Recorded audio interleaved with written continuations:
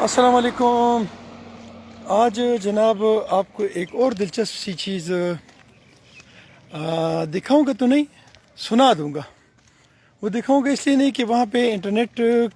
کام نہیں کر رہا تھا اور میں بڑی خوبصورت جگہ پہ آیا تھا. ہمارے ایک بہت اچھے دوست ہیں, ہمارے بھائی ہیں, ان کا نام ہے امجد ملک صاحب,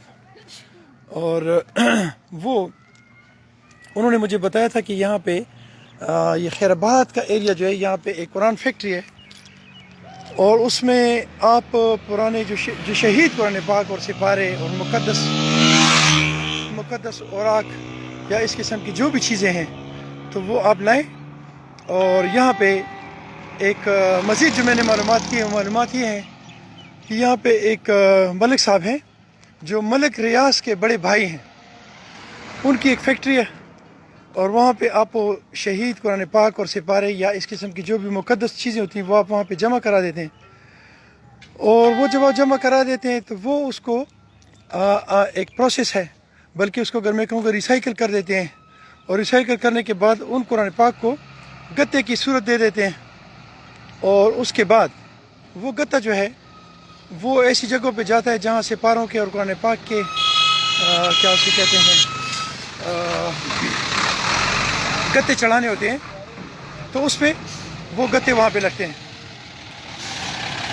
ایک عجیب سی بات ہے السلام علیکم کہ ایک ملک ریاض جو ہیں وہ دنیا کما رہے ہیں, کروڑوں روپے انویسٹ کر رہے ہیں اور کروڑوں روپے اس سے پھر انکم کر رہے ہیں.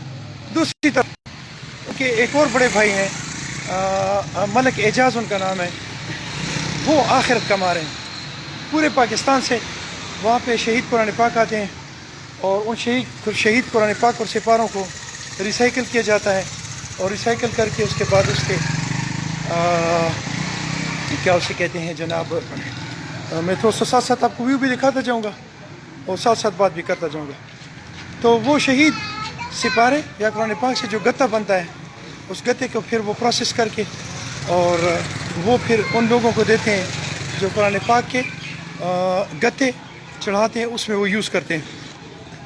سوچ یہ رہا تھا اتنی لمبی زندگی گزارنے کے بعد آج یہ جو پروسیس میں نے دیکھا ہے, کاش وہاں پہ انٹرنیٹ ہوتا تو میں آپ کو ساری ایک چیز دکھاتا, لیکن وہ دکھانے سے تو میں معذور ہوں, معذرت چاہتا ہوں. لیکن وہ بات جو میں کر رہا ہوں اس سے میں ایک عجیب سی چیز محسوس کی ہے کہ وہاں پہ اس فیکٹری میں جانے کے لیے کہتے ہیں کہ آپ شوز اتار لیں, تو شوز اتاریں گے, اور پھر اس تمام پروسیس کو دیکھ کر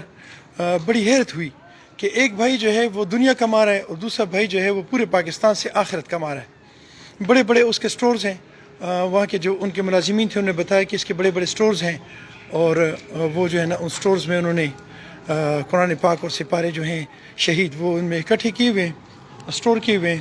اور اس اسٹوریج کے بعد پھر وہ اس کو پروسیس کر کے اور پورے پاکستان میں جہاں بھی کسی کو گتا ضرورت ہوتا ہے تو فری آف کاسٹ لیتے ہیں, یا اتنی سی وہ پیمنٹ لیتے ہیں جس پہ اس کارخانے کی کے مزدوروں کی اور اس کارخانے کی وہ ہے کیا سے کہتے ہیں اس کا خرچہ پورا ہو جائے. یہ تو ہوئی ایک بات. دوسری بات یہ ہے کہ وہاں جب اس کو پروسیس کرتے ہیں تو پروسیس کچھ اس طریقے سے ہے کہ اس اوراق کا جو پانی ہے اس کو اس دریا میں وہ چھوڑ دیتے ہیں. اور ایک اور چیز میں ذکر کروں گا اس سے کہ یہاں سے جدھر ابھی میں کھڑا ہوں یہاں سے تقریباً کوئی 6-6.5 کلومیٹر کے فاصلے پر وہ فیکٹری موجود ہے. اس کو آپ کوہاٹ روڈ بھی کہہ سکتے ہیں, کوہاٹ روڈ بھی آپ اس کو کہہ سکتے ہیں, اور آپ اس کو کیا اسے کہتے ہیں نظام پور روڈ بھی کہہ سکتے ہیں. اس کوہاٹ روڈ یا نظام پور روڈ پہ وہ سارا پروسیس ہو رہا ہے. تو میں بہت اچھے موڈ میں اور چاہتا یہ ہوں کہ کسی کو مارو پیٹ بھی نہیں, اور بندے جو ہیں بندے کے پتر بھی بنے رہیں, لیکن یہاں پہ اکثر بندوں کے پتروں کی بننے کی کمی ہوتی ہے, اور نہ صرف لوگوں کی زیادتی ہوتی ہے, جس سے دیکھ کر بہت زیادہ دکھ بھی ہوتا ہے. اور اس پاکستان پہ بڑی حسرت کی نگاہ سے دیکھتا ہوں کہ کاش میرے اس پاکستان میں اتنے خوبصورت لوگ ہوتے, اس طرح اتنی خوبصورت اور زبردست قسم کا ان کے اخلاق ہوتا, لیکن کاش ایسے ہوتا نہیں ہے. یہ کاش میرے ذہن میں کاش ہی رہے گا. اچھا میں خیر اپنی اس ڈسکشن پہ آؤں گا کہ یہ وہ دنیا ہے جہاں پہ ہر بندہ آخرت کے چکر میں ہیں، جبکہ آج میں نے جو بندہ دیکھا ہے اس کے پاکستان میں کروڑوں روپے کی فیکٹری یہ بھی تھی، اور جگہ جگہ پہ اس کے جو سٹورز ہیں اور جہاں سے وہ سارا قرآن پاک شہید آتے ہیں، وہ کروڑوں کا ایک نظام ہے جو چلا ہے۔ یہ جناب میں اٹک کے وہ جو جسے میں سرخ پل کہتے تھے، سرخ پل آپ اس کو کہہ سکتے ہیں، یا جو پرانے انگریزوں کے دور کا پل تھا وہ تھا، جس کو انہوں نے میرا خیال ہے کہ اب تھوڑا سا ریپیئر بھی کر لیا ہے۔ سائڈ پہ میرے پیچھے یہاں پہ جمعے کے دن کافی لوگ بھی آئے ہوئے ہیں، میں اس کو بھی انجوائے کر رہا ہوں اور ساتھ ساتھ آپ کو بھی انجوائے کروا رہا ہوں، اور ساتھ ساتھ آپ کو یہ نوشیرہ کا جو دریا ہے یہ بھی دکھا رہا ہوں۔ کہنے کا مقصد یہ ہے کہ آپ جب بھی اپنے قرآن پاک یا شہید سپارے کہیں آپ اس کو دفن کرتے ہیں یا آپ اس کو آگ آتے ہیں، تو you are wasting the precious items of your country. تو میں آپ سے یہ آپ کو ریکویسٹ کروں کہ آپ ان چیزوں کو جلائیں نہیں، بلکہ آپ ان کو پراپر ایک بوری میں بند کریں، ایک جگہ پہ سیف کریں، اور آپ کو جب بھی اس طرف آنا ہوا تو آپ اس فیکٹری میں لائیں، اور قرآن پاک کی فیکٹری جسے کہتے ہیں، تو آپ اس میں اس کو پروسیس کے لیے دیں، اور جب وہ اس کو ریسائیکل کریں گے تو نہ صرف یہ کہ آپ اس میں ثواب کمائیں گے، بلکہ وہ آپ کی جو آئٹمس ہیں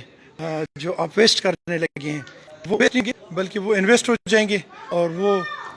ایک اور چیز میں چینج ہو کے فائدہ مند چیز ثابت ہو جائے گی۔ دوسری بات یہ ہے کہ جب آپ اس کو جلاتے ہیں تو اس سے جو دھواں نکلتا ہے، یا اس سے جو کیا اسے کہتے ہیں دھوڑ اڑتی ہے، تو اس سے چونکہ شہر کے اپنے ملک کی کیا اسے کہتے ہیں خوبصورتی جو وہ خراب بھی ہوتی ہے، خوبصورتی بھی نہیں خراب بھی ہوتی ہے، اور پولوشن بھی ہوتی ہے۔ تو اس پولوشن سے بھی آپ بچ جاتے ہیں، ثواب بھی کما لیتے ہیں، ریسائیکل کر کے آپ اپنی ملک کی ایک انرجی کو بڑھا بھی دیتے ہیں۔ یہ سارا وہ پروسیس ہے جو آپ کو فرض کریں کہ آپ کو 3-4 مہینے کے بعد بھی اگر آپ کریں گے تو ثواب کے ثواب اور فائدہ کا فائدہ، اور ملک جو ہے وہ میرا خیال ہے کہ اس چھوٹی چھوٹی چیزوں کو دیکھ کر ترقی کی راستوں پہ گامزن ہو سکتا ہے۔ میں ایک اور چیز آپ کو دکھانا چاہ رہا ہوں کہ یہ جو پل ہے اس کے ساتھ ساتھ خوبصورت لوگ آئے ہیں اور بڑا جیسے انجوائے کر رہے ہیں، اپنے بچے ساتھ لائیں، فیملیز کو ساتھ لائیں، لوگوں نے اپنی موٹر سائیکلس خوبصورت سجائی ہوئی ہیں، اور اس میں خوبصورت سے چیزیں لگا کر اس کو انجوائے کرنے کی کوشش کریں۔ اور بہتر یہ ہے کہ آپ کبھی بھی اپنے بچوں کو لے کے جگہوں پہ آیا کریں، اور کوشش کریں کہ ان کو جس طرح یہ سارے انجوائے کریں آپ بھی ان کو انجوائے کریں، تاکہ آپ بالکل ریفریش ہو جائیں اور ریچارج ہو جائیں۔ تھوڑا سا آگے تک کرتا رہوں گا کیونکہ آج بھی مجھے بہت لگی ہے، تو اپنی اس ویڈیو کو سٹارٹ کرنے کی کوشش کرتا ہوں، لیکن ساتھ ہی ایک اور چیز میرے ذہن میں آ جاتی ہے، جب بھی میں لوگوں کو دیکھتا ہوں تو مجھے ذہن میں کچھ چیزیں آ جاتی ہیں، وہ یہ ہوتی ہیں کہ بھی ایسی پلیسز پہ اخلاق کا دام ہاتھ سے نہ جوڑیں۔ جتنے بھی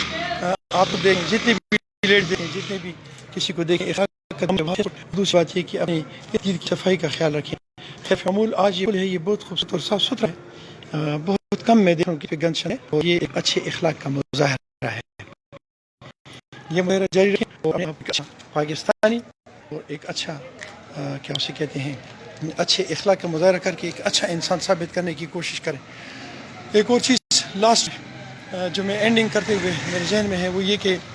میرے بیک سائڈ پہ کوہاٹ روڈ جو بنا ہے، تو اس کوہاٹ روڈ پہ انہوں نے بالکل روڈ بنایا ہوا ہے خیر آباد پل سے لے آگے تک، لیکن اس میں انہوں نے جو دریا سائڈ ہے اس پہ انہوں نے ریلنگ نہیں لگائی۔ چاہیے تو یہ تھی کہ لوہے کی وہاں ریلنگ ہوتی تاکہ تیز رفتار گاڑیاں یا کبھی کبھی سینسیبل لوگوں سے بھی گاڑیاں جو ہے وہ بے قابو ہو جاتی ہیں اور وہ حادثات شکار ہوتی۔ تو اتنے کروڑوں روپے کا خرچہ کرنے کے بعد اگر آپ اس پہ لاکھوں کی